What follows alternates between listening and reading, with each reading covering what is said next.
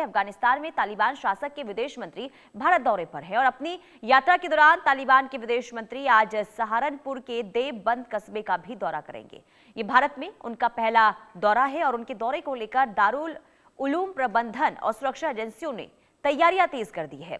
जानकारी के अनुसार आमिर मुत्ताकी दारुल उलूम में मुहतमीम मौलाना अबुल और कासिम नोमानी और इसके अलावा जमीयत उलेमा ए हिंद के अध्यक्ष मौलाना अरशद मदनी से मुलाकात करेंगे।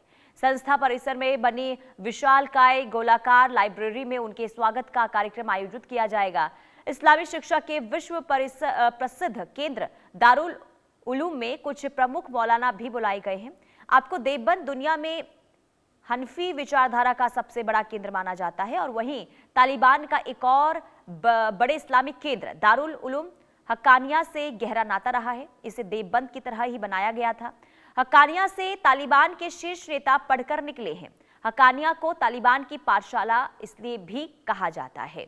तो भारत अफगानिस्तान की दोस्ती में लगातार देखिए किस तरीके से बदलाव देखने को मिल रहा है, ये हम आपको बता रहे हैं। और अफगानिस्तान के विदेश मंत्री भारत में हैं और आज सहारनपुर वो जाएंगे, जहां पर देवबंद में जो है वो पहुंचेंगे और इसे लेकर तैयारियां जो है वो कर ली गई है। तो तालिबान के विदेश मंत्री देवबंद के दारुल में जाएंगे, लेकिन आखिर वहां पर जाने का क्या मकसद है, इसके पीछे की क्या वजह है, हम आपको ये भी विस्तार से बताएंगे।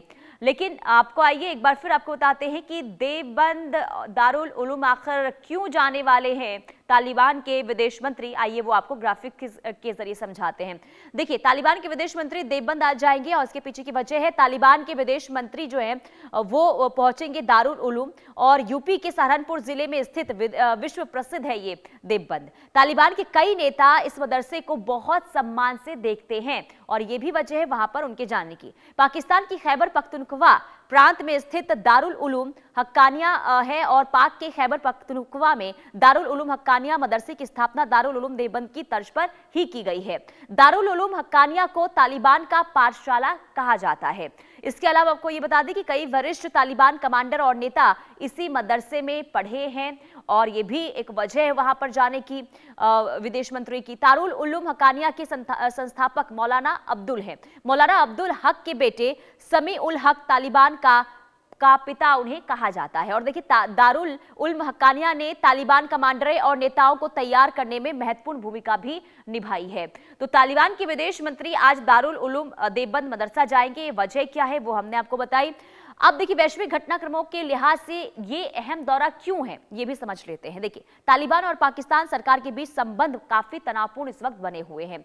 चीन अफगानिस्तान में खनिज खनन और अन्य विकास परियोजनाओं में निवेश कर रहा है। इसके अलावा ट्रंप ने बगराम अड्डे पर कब्जा करने को लेकर तालिबान को चेतावनी दे दी है। इस पर भी हालांकि देखिए विदेश मंत्री की तरफ से सफाई दी गई। रूस के तालिबान से बेहतर संबंध हैं, इसे भी आप समझ सकते हैं। तालिबान सरकार के विदेश मंत्री के भारत दौरे का कूटनीतिक महत्व है। वहीं तालिबान और पाकिस्तान सरकार के बीच संबंध काफी तनावपूर्ण है और इसी के साथ ही देखिए, अगर हम बात अमेरिका की करें, अमेरिका की तरफ से भी कहा यह गया था कि जो बलग्राम है उसे हम लेकर रहेंगे क्योंकि वो अमेरिका का है। हालांकि इस पर भी अफगानिस्तान के विदेश मंत्री ने यह कहा कि हम किसी देश के खिलाफ हम ये बलग्राम जो अड्डा है वो हम किसी को नहीं देने वाले हैं। यानी कि यहाँ पर भी देखिए तनाव बनती हुई इस वक्त अमेरिका और तालिबान के बीच नजर आ रही है। तनावपूर्ण स्थिति इस वक्त देखने को मिल रही है।